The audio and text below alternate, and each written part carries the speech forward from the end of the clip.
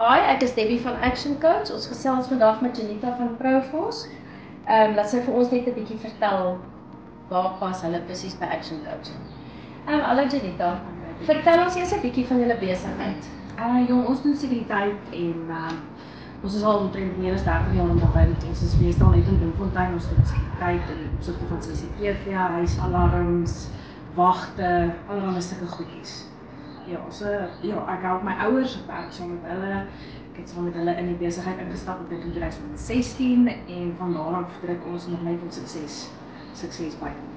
Wat is die grootste verskil wat jy agtergekom het vandat jy by Action Coach betrokke is? Vandat ek by Action Coach betrokke is dit so half asof my besluite en goedjies wat ek moet doen om die company te verbeter rigting gekry het.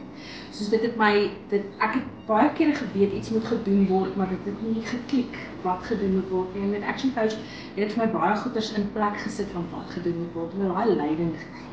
Net in die regte rigting. Dit word net so stoetjie van die kant na daar aan. Dit gee mens altyd net weer nuwe hoop as mens môre nuus sien. Sal jy Action Coach aanbeveel vir 'n ander besigheid? Ek sal definitief.